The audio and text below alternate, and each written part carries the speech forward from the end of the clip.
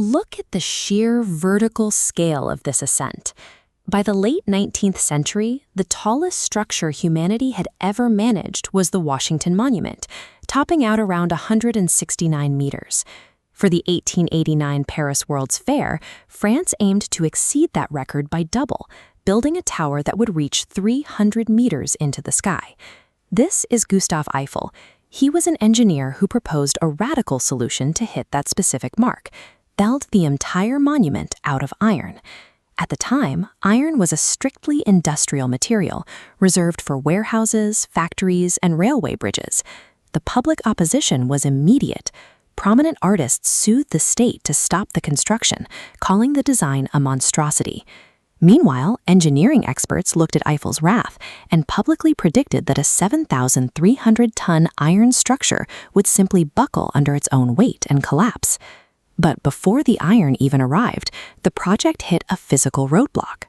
Two of the tower's 4 massive legs needed to sit right next to the River Seine.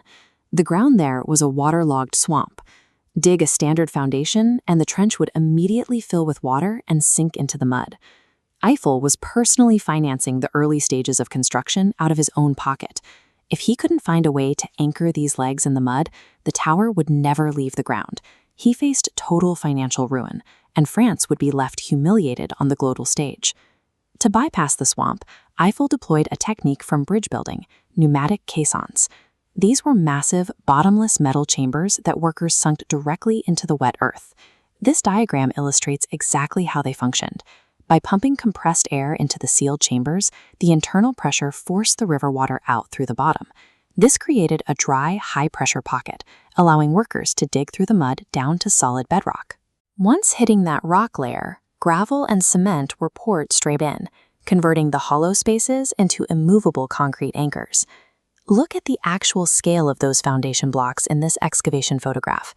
The men working inside show how massive these iron shoes really were. With the base secure, a new math problem emerged. The tower's 4 iron legs each weighed 70 tons, and they had to be built upward at a steep, inward-leaning angle to eventually connect exactly 57 meters in the air.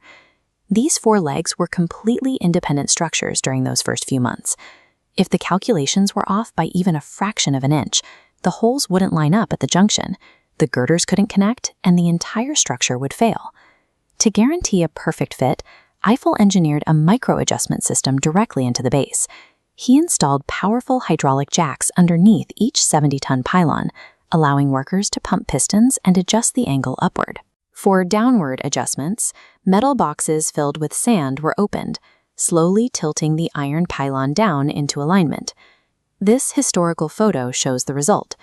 On December 17, 1887, all 4 angled legs perfectly converged to form the first floor, without a single piece of iron needing to be filed or recut. The successful junction at 57 meters validated Eiffel's entire mathematical model. The tower's construction now followed a disciplined, predictable sequence of engineering milestones. Now the pace accelerated. Eiffel turned the construction site into an assembly line. The tower was essentially a giant 18,000-piece kit, with every single girder pre-calculated and manufactured off-site in a factory on the edge of Paris.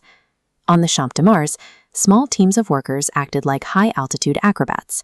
Without safety harnesses, they balanced on narrow beams hundreds of feet in the air, connecting those prefabricated pieces in an intensely synchronized physical routine. Watch how this binding actually works. A worker would heat an iron rivet to 1,000 degrees Celsius until it was glowing red, hammer it into the joined girders, and let it cool. The iron shrunk as it cooled down, pulling the structural plates together with an immense, unbreakable grip. Over 2.5 million of these rivets were used to assemble this intricate web of iron. But notice how much of this structure is just empty space. That open lattice design allowed high-altitude winds to pass right through the tower, neutralizing the aerodynamic forces that critics said would topple it. As the tower climbed higher and the profile thinned out, standard ground cranes could no longer hoist the heavy iron beams up to the workers. Eiffel's engineers solved this by inventing creeper cranes. These were specialized hoists that gripped the internal elevator tracks of the tower's legs, pulling themselves higher up the structure as the building grew.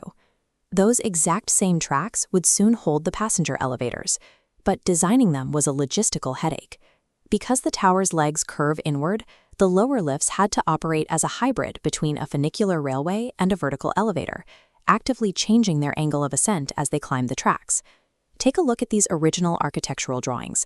They reveal a maze of complex internal machinery. To make matters worse, the iron structure expands and shifts by up to 15 centimeters in the summer heat.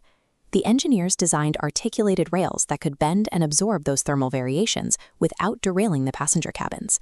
This modular workflow replaced the slow labor of traditional masonry with a high-speed logistical network. Eiffel successfully industrialized construction, prioritizing factory precision over manual labor on the ground. Look at the scale of the finished monument. In March 1889, just 2 years, 2 months, and 5 days after digging began, Gustave Eiffel climbed the 1,710 steps to the 300-meter summit and raised the French flag. The opening was a massive cultural event.